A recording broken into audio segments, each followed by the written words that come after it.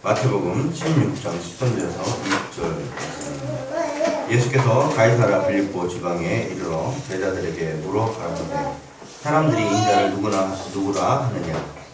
가로되 더러는 세례 요한, 더러는 엘리야, 더러는 어떤 이는 예레미야나 선지자 중에 하나라 하나이다. 가라사대 너희는 나를 누구라 하느냐. 시몬 베드로가 대답하여 가로되 주는 그리스도시요 살아계신 하나님의 아들이십니다. 예수께서 대답하여 가라사대 바요나 시몬아 네가 복이 있도다. 이를 네게 알게 한 이는 혈육이 아니요 하늘에 계신 내 아버지시니라. 또 내가 네게 이르노니 너는 베드로라. 내가 이 반석 위에 내 교회를 세우리니 음부의 권세가 이기지 못하리라. 내가 천국 열쇠를 네게 주리니 네가 땅에서 무엇인지 매면 하늘에서도 매일 것이요 네가 땅에서 무엇인지 풀면 하늘에서도 풀리리라 하시고 이에 제자들을 경계하사 자기가 그리스도인 것을 아무에게도 이르지 말라 하시니라.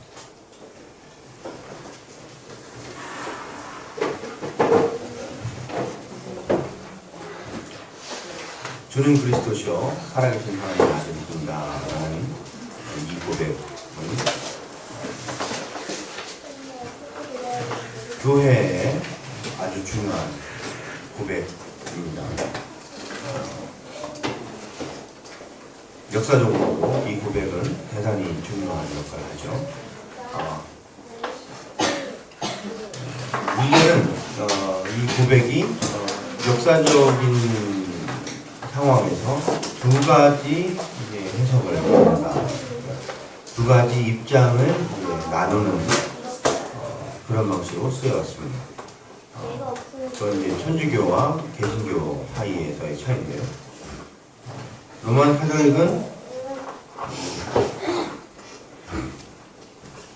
이 고백을 베드로의 고백으로 생각하고 베드로 개인의 고백이다 라고 생각합니다.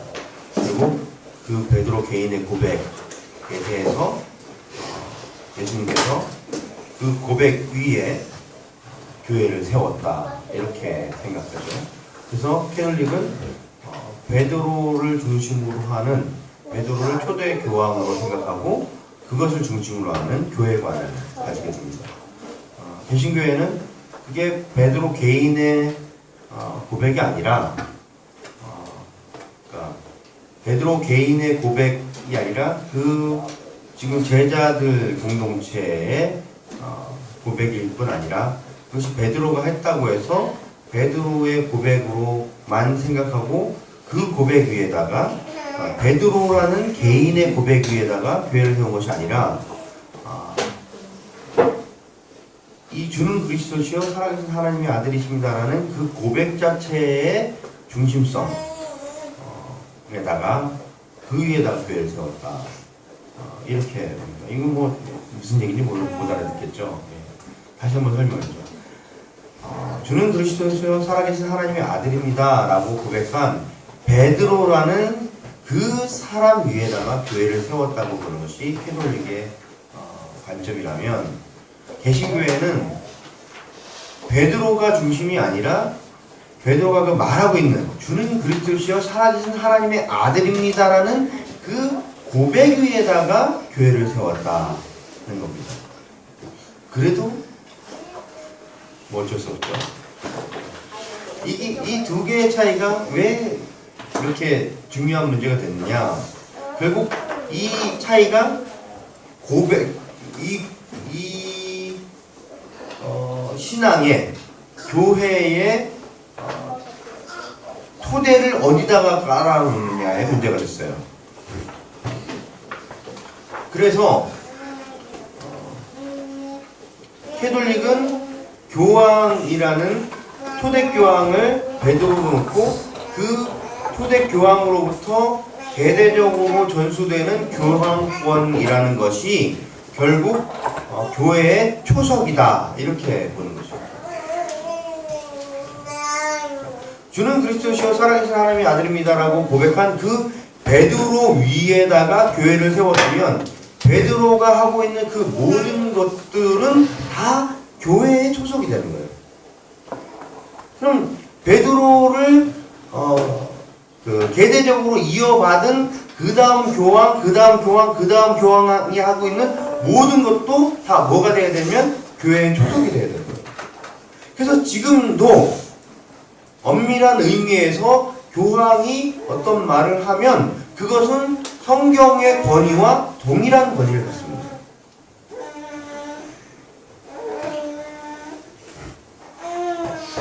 그래서 교회가 먼저 캐논이라고 하는 정경을 만든 다음에 정경을 이제 취합해서 정경을 이제 66권으로 우리가 알고 있는 성경 66권으로 정경을 이제 가지고 있은 그 다음에 시간이 흘러가면서 이것만으로는 뭔가 부족하다고 생각하고 다른 것들도 성경으로 치워야 된다고 생각해서 끼워 넣은 것이 뭐냐면 그 외경입니다.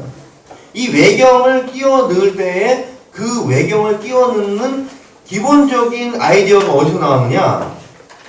교황이 교회의 초석이기 때문에 교황과 이 캐톨릭 체제를 중심으로 해서 무엇을 결정하면 우리가 그것을 하나님의 말씀으로 인정할 수 있다 이렇게 생각해요. 그러니까 항상 이 교회론 지금 말씀드리고 있는 이 주님 그리스도시요 살아계신 하나님의 아들입니다라는 이 고백을 한 베드로를 근간으로 하고 있는 교황권을 근간으로 하고 있는 이 교회가 성경을 만들었다. 성경을 만들고 자신들이 이걸 성경으로 지정해서 성경이 됐다라고 생각하는 아이디어로 접근하기 때문에 교회론만 달라지는 것이 아니라 계시론까지 변화되는 거예요. 그러기 시작하면 언제든지 교회는 필요하다면 또 다른 문서를 성경과 동일한 권위로 지정할 수 있을 뿐 아니라 뺄 수도 있고 더 나아가서는 지금 교황이 공식적인 발언을 하는 그 모든 것도 그리고 회의에서 결정하는 그 모든 것도 성경이랑 동일한 권위를 갖게 됩니다. 이렇게 되면 계시는 점차적으로 인간의 역사와 함께 계속 변해갈 수 있는 방향으로 흘러가 버리는 거예요.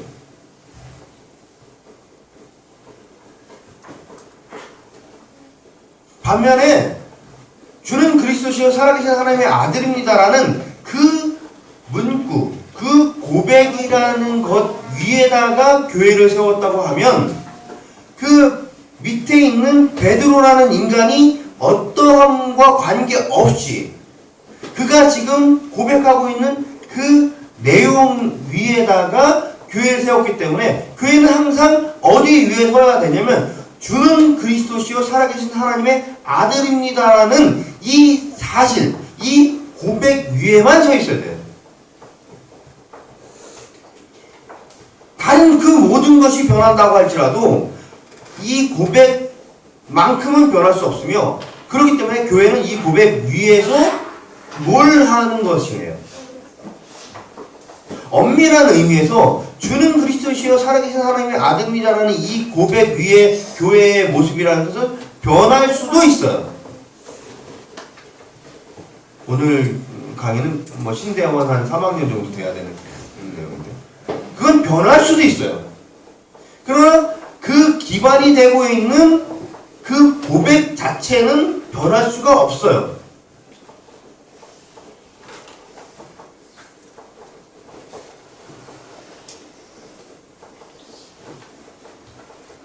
여기서 교회론이 변하고 계시론이 갈리는 그런 모습을 보게 되는 겁니다.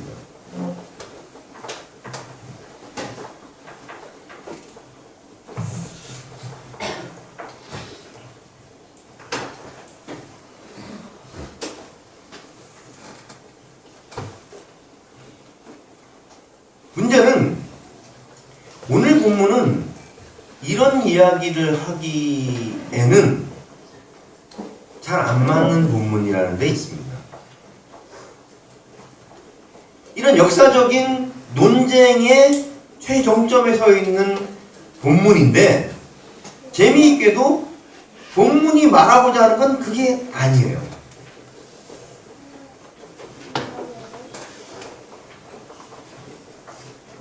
왜냐하면 본문이 이슈화되면서 양쪽 진영에서 다 그걸 끌어당겨서 쓰고 있긴 하지만 사실상 본문이 말하는 건 베드로가 이런 고백을 했다. 그래서 위대하다. 이런 데에 초점이 맞춰 있는 게 아니라 베드로가 이런 고백을 했는데 그런데도 바로 뒤에 뒤집어졌다. 훨씬 더 강조점이 있어요. 우리가 다음 시간에 보는 장면에서 보면 베드로는 예수님을 꾸짖습니다. 주는 그리스도시요 살아계신 하나님의 아들입니다 라고 고백을 한 다음에 바로 그 자리에서 이어서 예수님이 하는 게 마음에 안 들어서 예수님을 꾸짖는 장면이 나와요. 우리가 다음 시간에 이제 보게 되겠죠.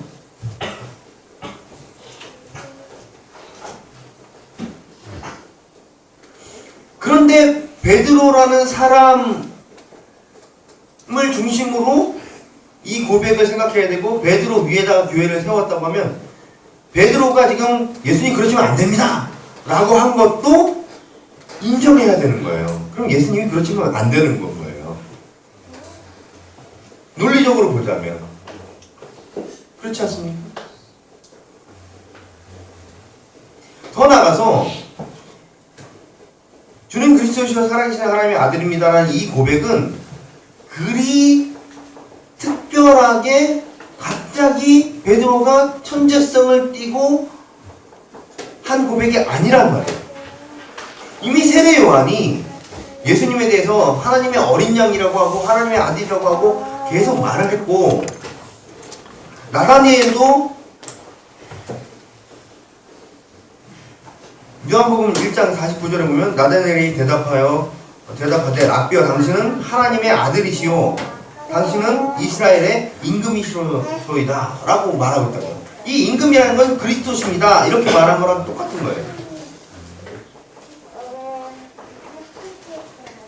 당신은 하나님의 아들이시오 당신은 하나님의 그리스도십니다. 하나님의 이스라엘의 왕이십니다 라고 이미 나다니엘이 초창기에 탁 보고 알았다고요.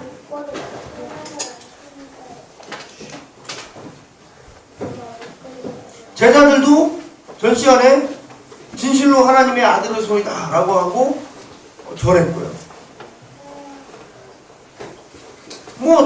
신약성경 여러 군데에서 이와 흡사한 그런 고백들이 나타나고 있어요.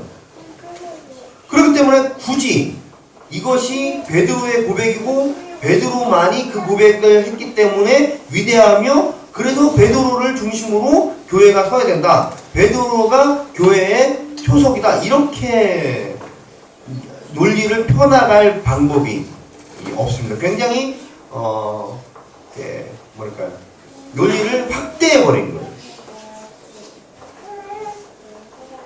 심지어 주는 그리스도시요 살아계신 하나님의 아들입니다 라는 것 그래서 예수님께서 하나님의 아들임을 깨달았고 그것을 고백한 이 사실 때문에 베드로가 중요한 거다 라고 말한다면 그 다음 내용들은 설명이 안 돼요. 제가 지금 말씀드릴 내용들 마가복음 8장 29절인데요 이에 저희가 소리질러 가로되 하나님의 아들이여 여기서 하나님의 아들인 걸 확인하고 있는 발견하고 말하고 있는 사람이 있어요. 그게 누군가 보십시다. 우리와 당신이 무슨 상관이 있나이까 때가 이르기 전에 우리를 괴롭게 하려고 여기 오셨나이까 하더니 누가 그러면 귀신들이 하는 얘기거든요. 마가복음 3장 11절입니다. 더러운 귀신들도 어느 때든지 예수를 보면 그 앞에 엎드려 부르짖어 가로되 당신은 하나님의 아들이니이다. 누가복음 4장 41절에 보면 여러 사람들에게서 귀신들이 나가며 소리질러 가로되 당신은 하나님의 아들이니이다. 예수께서 꾸짖으시사 저희의 말함을 허락지 아니하시니 이는 자기를 그리스도인 줄 알미로라. 만약에 베드로의 위대성이 예수님이 하나님의 아들이신 것, 예수님께서 그리스도신 것을 아는 것이라면, 그리고 그것을 입 밖으로 말한 것이, 그게 베드로가 굉장히 중요한 인물이고 천재성을 가진 거고 뛰어난 고백을 한 거라면, 그 뛰어난 고백들은 누구에게로 다 돌려줘야 되냐면 귀신들에게로 돌려줘야 돼요.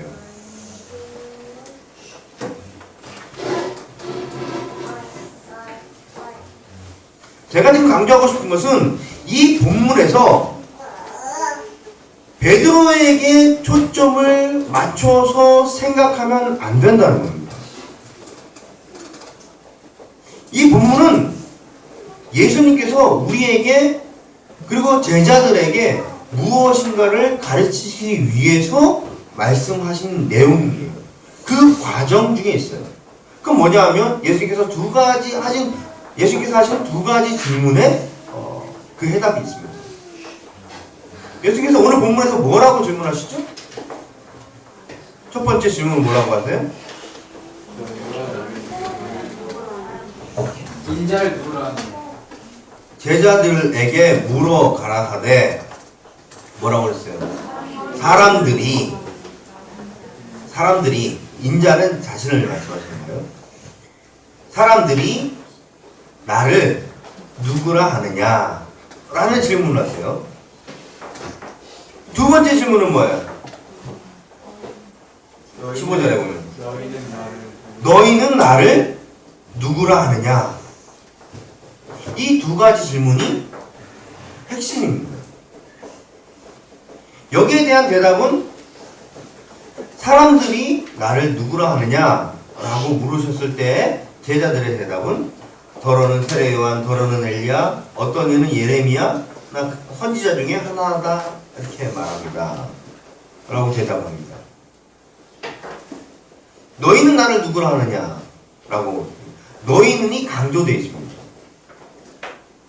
그러니까 너희들 전체가 나에 대해서 어떻게 이해하고 있니? 라고 질문을 던지신 거예요. 그래서 베드로가 저요! 이렇게 손을 지르고 먼저 대답한 게 아니고, 그게 아니고 너희들이니까 너희들의 의견이 뭐냐는 거죠. 너희들의 의견이. 거기에 대해서 베드로가 제자들을 대표해서 이 말씀을 드린 겁니다. 저희는 생각하기에 주는 그리스도시요 살아계신 하나님의 아들이시라고 생각합니다. 라는 겁니다. 예수님께서 이 질문을 던지실 때 어떤 생각으로 질문을 던지셨을까? 그럼 좀 생각해 보시죠. 동태를 삼키기 위해서. 사람들의 여론을 좀 수렴하기 위해서. 나는 이제 혼자고, 예수님 나는 혼자고, 또 이렇게, 제자들이라는 인의 장막을 통해서 가려져 있기 때문에 민심을 살피기가 어려우니까 나의 수족과 같은, 나의 촉수와 같은 너희들이 가서 민중들이 나를 뭐라고 생각하는지 좀 확인하고 와라. 이렇게 해서 질문하신 걸까요? 예수님이 민중이 어떻게 생각하는지 몰라서 그걸 좀 알아보려고 질문하셨다? 그럴까요? 그건 아니겠죠. 우리 제호가 그건 아니랍니다. 제호가 아니라면 그거 아니야지. 더 나가서 제자들에게 너희는 나를 누구라고 생각하느냐? 라고 질문하셨을 때 제자들이 걱정이네. 나를 잘 알아보는 걸까? 내가 목사인 걸 아나? 모르나? 제가 직업이 뭔 것 같아요? 이렇게 물어보는 거랑 비슷하게 내 직업이 뭐니? 이렇게 예수님께서 물어보신 걸까요? 그것도 말이 안 되는 거죠. 그럼 예수님께서 다 아신다고 보고 아시는데 이 질문을 왜 하셨느냐? 여러분 생각해 보시죠. 질문이라는 것을 몰라야만 하는가? 몰라야만 질문합니까? 여러분 아이들에게 가르칠 때 몰라야만 질문하냐 말이에요. 전혀 그렇지 않죠? 알면서도 끌어내기 위해서 자꾸 질문하게 되는 거예요. 바로 이 장면이 예수님께서 당신이 뭔가를 알려주기 위해서 제자들에게 질문을 하고 계시다는 거예요. 그 질문의 핵심이 뭐냐? 그 대답에 있습니다.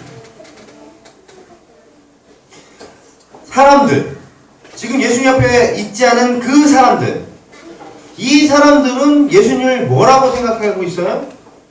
세례 요한, 엘리야, 예레미야, 선지자 중에 하나.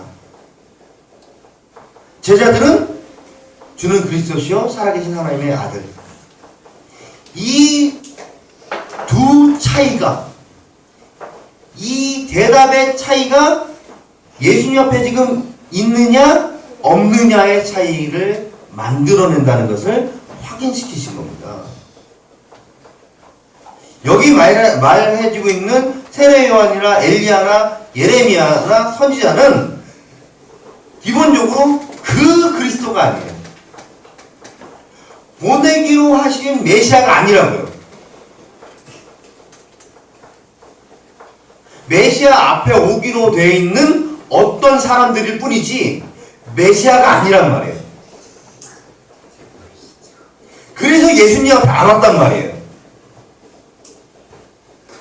질문을 조금 수정해서 그럼 물어보면 뭐냐면, 야, 이 앞에, 내 앞에 오지 않은 사람들은 나를 누구라고 생각하는 것 같니? 이거란 말이에요. 세례 요한이 살아났다고 생각하고 있습니다. 그래서 예수님 앞에 안 온 겁니다. 너네는 주는 그리스도시요 살아계신 하나님의 아들입니다 라고 생각하고 있어서 여기 있는 거다. 이것을 매우 분명하게 보여주시기 위해서 이 두 질문을 하신 겁니다.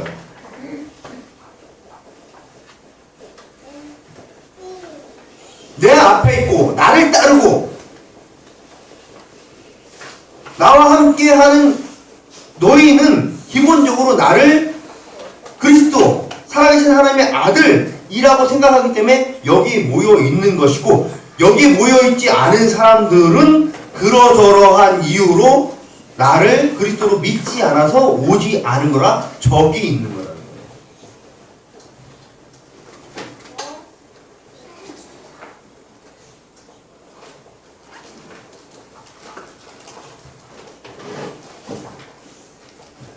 그렇기 때문에 이 고백이, 주는 그리스도시요 살아계신 하나님의 아들입니다라는 고백이 교회의 초석이 될 수 있는 겁니다.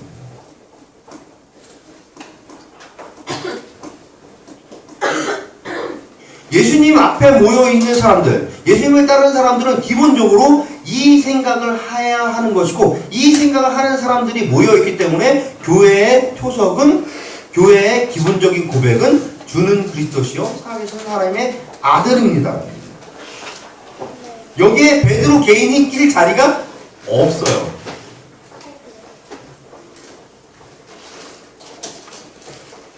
핵심은 그겁니다. 그리스도인이냐? 교회에 속하느냐? 아니냐는 뭘로 판가름한다? 예수님을 그리스도시고 살아계신 하나님의 아들이시다 라고 고백하는 것으로 판가름하는 거예요.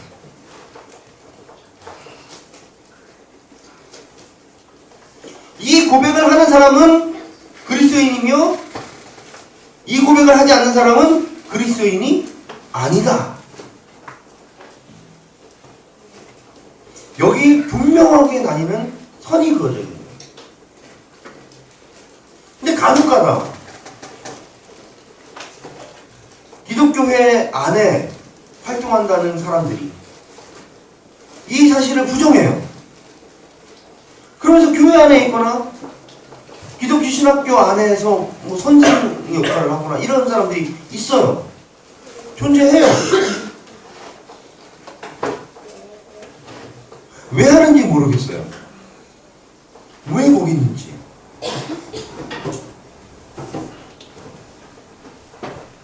다른 모든 것을 희미하게 만든다 할지라도 이 사실 주는 그리스도시요 살아계신 하나님의 아들입니다라는 이 고백이 교회의 중심되는 기초이며 이 기초 위에서 그리스도인이 존재한다는 것, 교회가 존재한다는 것, 이걸 부정할 방법은 없습니다.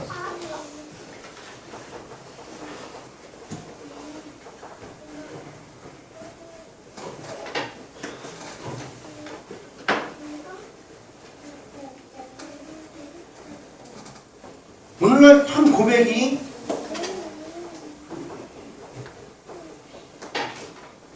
아무것도 아닌 것 같은 취급을 받는 시대를 살고 있습니다. 고백이라는 것은.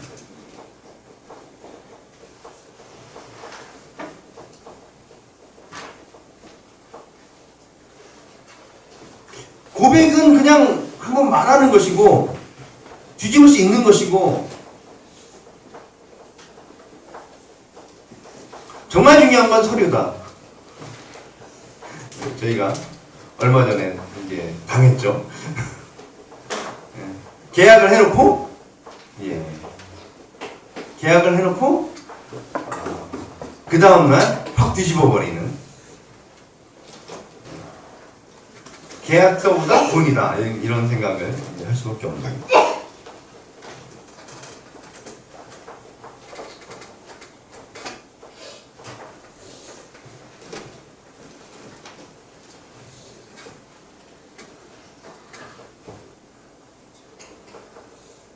고백은 훨씬 중요한 겁니다. 고백은 자기 존재 전체를 걸고 하는 거예요.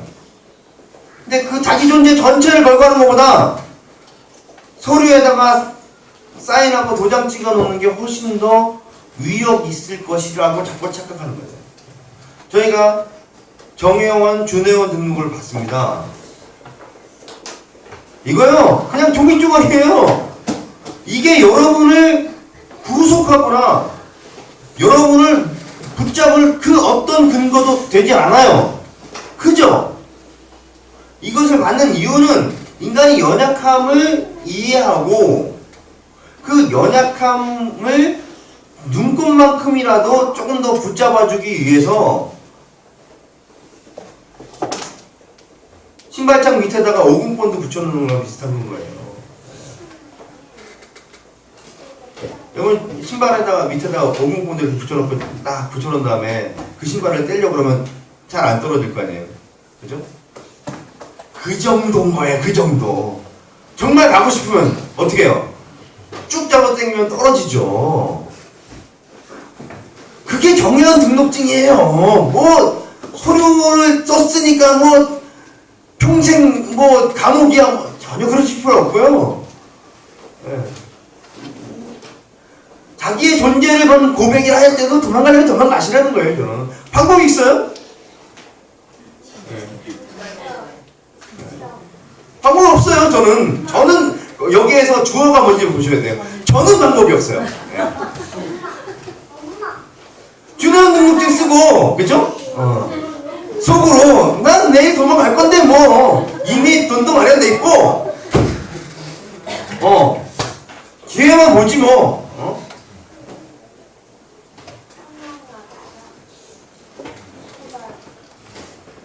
거짓 고백도 이렇게 강렬한 힘을 갖는데 그죠? 네. 거짓 고백도 이런 강렬한 힘을 가져요. 그런데 세상은 서류가 최고인 줄 아는 거죠.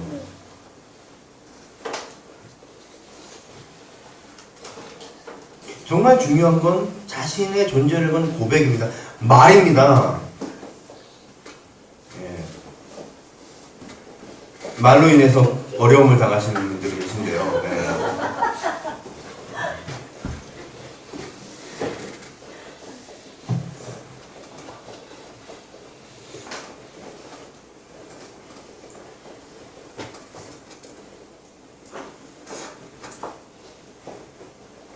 서류는, 사인은 정말 신발장 밑에 붙여놓는 모금본드 이상의 효력을 갖지 않습니다. 자기가 의지를 가지고 확 잡아 당기면 떨어져 나가요. 그러나 진정한 고백은, 그러나 고백의 힘은 여러분이 그 음성의 울림이라는 것이 완전히 사라져버린 그 시점부터 한참 후에라도, 1000년이 흘러도 그 고백은, 고백한 그 사실은 거기 그 시점에 남아있는 거예요.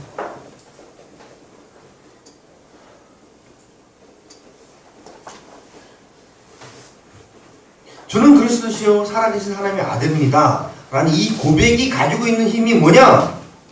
오늘날 기독교회의 크기를 보십시오. 이게 이 고백의 힘입니다. 주는 그리스도시요 살아계신 하나님의 아들입니다 라는 이 고백 하나로 기독교회가 형성된 거예요. 다른 힘이 아니에요. 이 고백의 힘이 이 기독교회를 만든 겁니다. 그렇게 고백은 힘이 센 겁니다. 이 고백이 교회를 이루는 겁니다. 베드로가 교회를 이룬 것도 아니고요. 사도들이 교회를 이룬 것도 아니에요. 오직 주는 그리스도시요 살아계신 하나님의 아들입니다라는 이 고백 자체가 이 일들을 이룬 겁니다.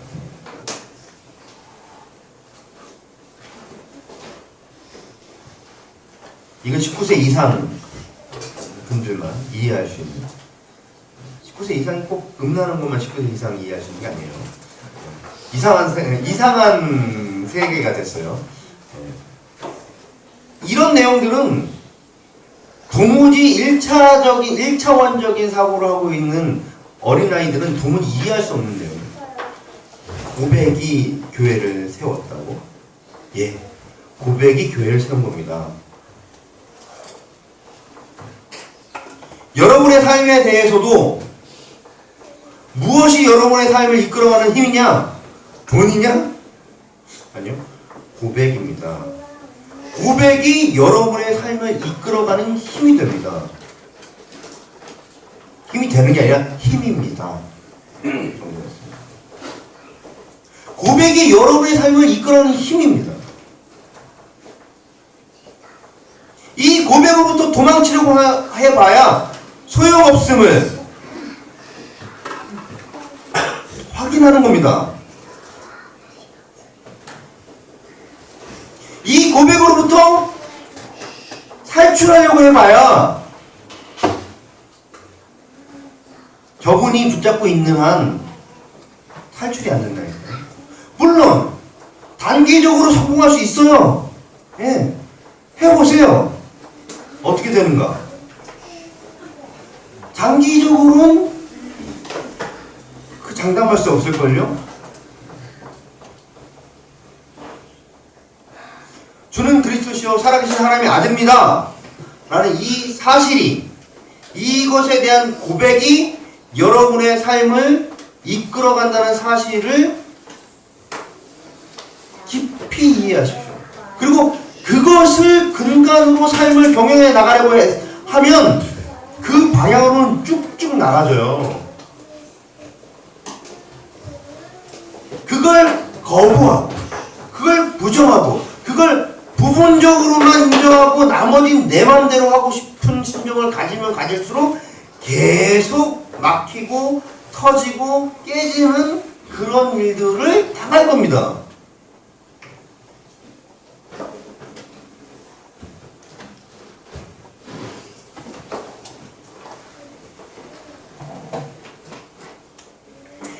이 고백 위에 서 있는 교회가 얼마나 강력한지도 그리스도께서 말씀하셨어요. 뭐라고 하셨냐면, 교회가 묶으면 묶이고 풀리면 풀리리라.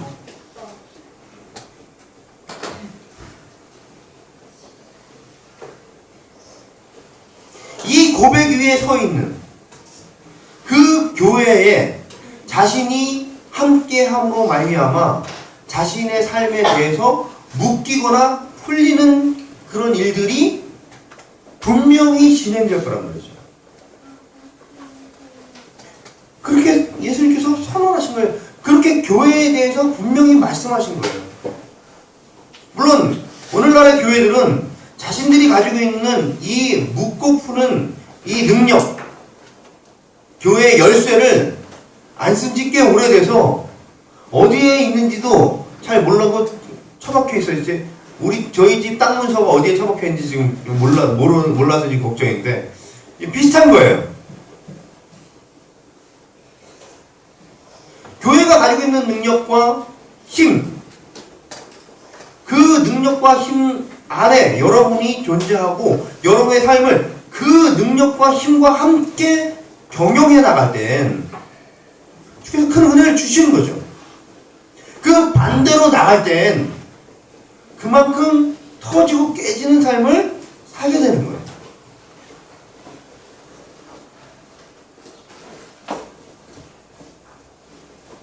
여기에 대해서 예수님께서 지금 분명히 세워서 선언하시는 장면이 오늘 본문의 이야기입니다.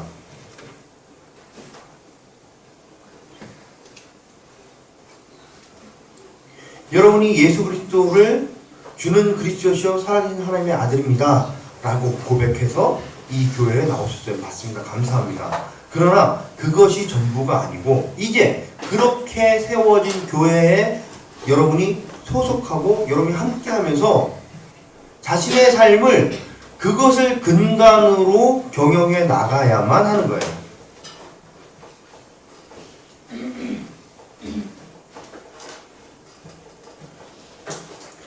여러분의 삶의 어떤 부분이라 할지라도 내 것이라 생각하고 이끌어가는 동안은 평안이 없을 거예요.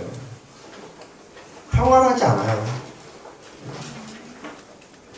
전체를 어떻게 드리는 것인가를 배우시고 그걸 전체를 드리는 삶을 하나님께 다 드리는 삶을 사는 방법을 배우세요.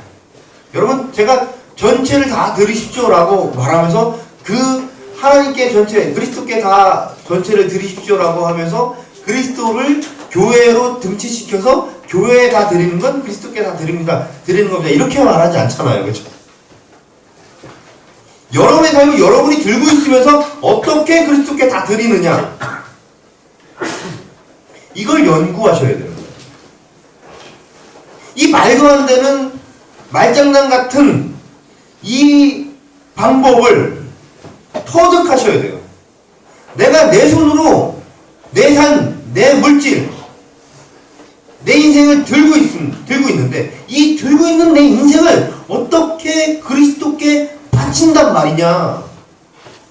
그러니까 이거 바치면 그냥 훌러덩 바치고 난 빈털터리로 무소유의 삶을 살고 아무것도 없이 그냥 벌거벗고 사는 프란체스코 같은 그런 삶을 수도원주의적인 삶을 살면 그냥 속 편할 것 같은데 그러지 말하시는 거예요.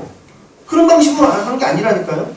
내가 들고 내가 경영하고 내가 오늘 내 지갑에 있는 돈을 내가 쓰고 내 집에 살고 그러면서 이걸 어떻게 그리스도께 드리느냐 그걸 연구하셔야 돼요. 그게 주는 그리스도시요 살아계신 하나님의 아들이십니다라는 고백을 한 자다운 삶의 태도입니다. 누구도 자기 소유를 자기 것이라고 주장하지 않았다는 것이 초대교회의 핵심적인 모습이에요. 그럼 다 팔았어야 되나요? 자기 소유라는 게 어디 있어요, 그럼? 다 팔아서 훌러덩 다 날렸으면 자기가 이건 내 소유니 아니니 말할 게 뭐가 있냐고요, 건덕지가. 아무것도 없잖아요. 그건 즉 자기 소유라는 것, 어떤 사람이 소유로 들고 있는 게 분명히 존재하는 거예요. 그 존재하는 소유를 어떤 방식으로 하나님 앞에 들여서 내 것이라 주장하지 않을 수 있느냐 하는 거예요. 이거 복잡합니다. 연구해야 돼요. 신앙 굉장히 복잡합니다. 연구해야 됩니다. 그저 내가 믿습니다 하고 이빨을 깎여물고 허벅지를 찔러가면서 그렇게 나가면 신앙이 되리라고 자꾸 착각하지 마세요. 결단하면 되는 문제라고 착각하지 마세요. 연구해야 되는 문제입니다. 연구해야 되는 문제. 많은 사람들이 오해하고 있는 지점이 바로 이 부분이거든요. 신앙이란 결단의 문제라고 생각해요. 에이, 연구라니까요. 연구를 하세요. 연구하면 1 더하기 1은 2보다 더 확실한 답이 나오게 돼 있어요. 그리고 그 답을 시행하는 것을 그리스도께 충성하는 것이며 그리스도께 다 바치는 것이라고 받아주신다고요.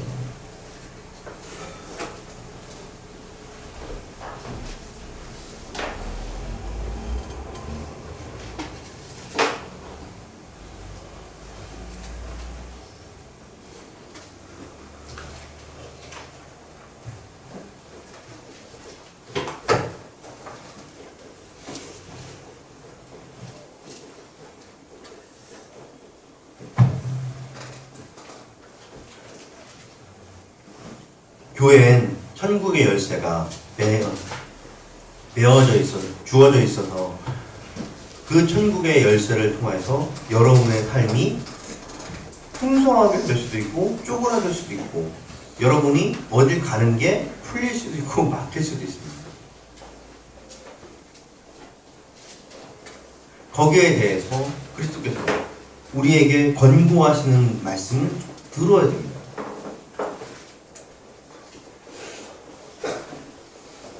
예수를 믿는 것, 그저 교회에 나오는 것으로 끝나는 문제 아닙니다.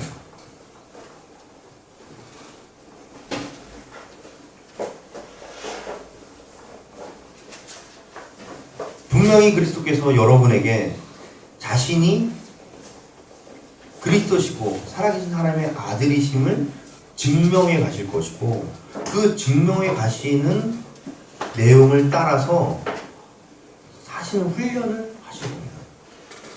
여기에 거스르고 살고 나가려고 할수록 좀 답답해요. 여러분이 고생하는 거예요.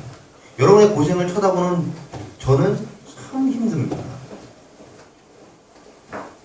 우리 모두가 주는 그리스도시요 살아계신 하나님의 아들입니다라는 고백 위에 우리의 삶을 놓고 경영하고 살아가고 말미암아 주께서 주시는 복과 은혜를 잘 누리는 사람들이 되기를 바랍니다.